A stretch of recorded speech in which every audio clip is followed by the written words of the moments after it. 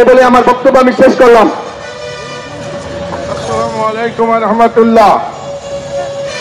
আমরা আজকের এই গণসমাবেশের মুখ্য উদ্দেশ্য সম্পর্কে আপনাদের 2-3 মিনিট শুধু কথা বলবো, একটু ধৈর্য ধরে শুনে।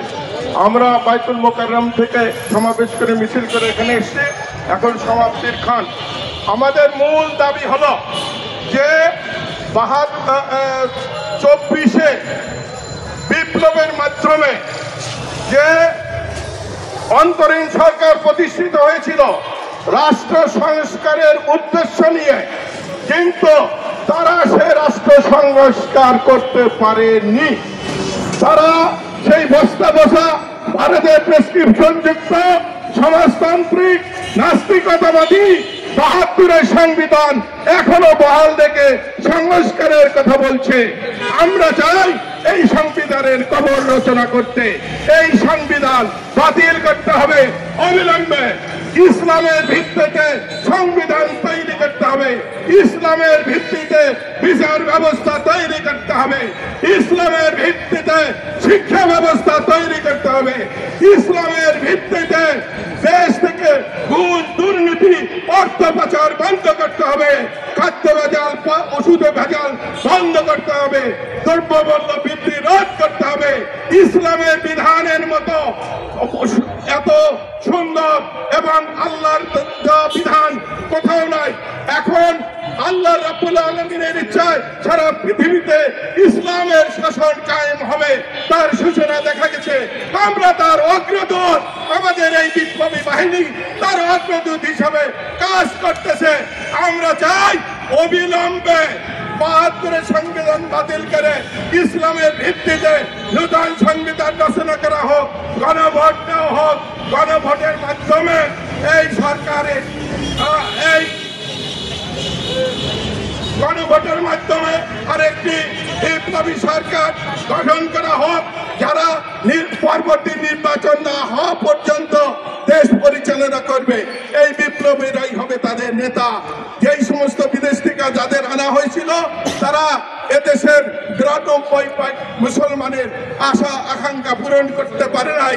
তারা গোপন চুক্তির মাধ্যমে এ দেশকে ভারত এবং মার্কিন সাম্রাজ্যবাদের কাছে তুলে দেওয়ার ব্যবস্থা করছে। আমরা কি আবার ১৯০ বছরের ব্রিটিশ সাম্রাজ্যের মতো মার্কিন সাম্রাজ্য ভারত সাম্রাজ্যের আন্ডারে চলে যাব? আমাদেরই হবে না, আমাদের কোন দেশের উন্নতি হবে না। আমরা চাই শিক্ষা ব্যবস্থার মধ্যে এমন ব্যবস্থা করব মুসলমানের ছেলে যাতে পাকা মুসলমান হইয়া শিক্ষিত হইয়া বের হয়। এখন শিক্ষা ব্যবস্থা ইসলাম না থাকাতে স্কুল কলেজ থেকে নাস্তিক বের হয়ে আসছে। আমরা এর অবসান চাই। এই মুহূর্তে বক্তব্য রাখবেন জনতা বিপ্লবী মঞ্চের প্রধান প্রতিনিধি মুজাম্মেল নিয়াজি ভাই। নিয়াজি ভাই, নিয়াজি ভাই, নিয়াজি ভাই, একটু ধন্যবাদ। আমি খুব সংক্ষিপ্তভাবে আমার বক্তব্য শেষ করব।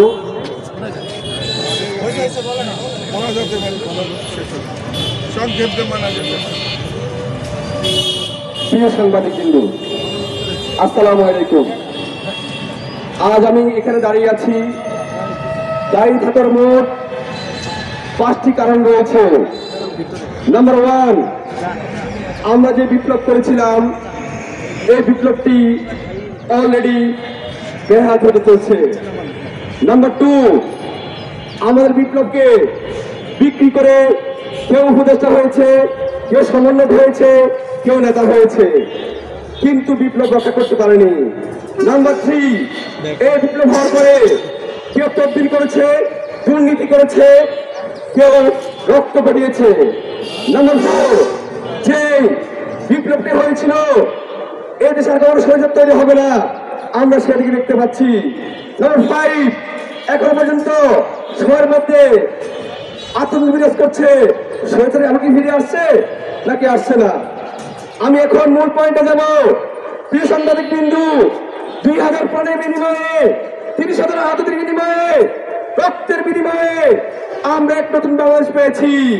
কিন্তু অতি দুঃখের বিষয়, অতি কষ্টের বিষয়, অতি যন্ত্রণার বিষয়।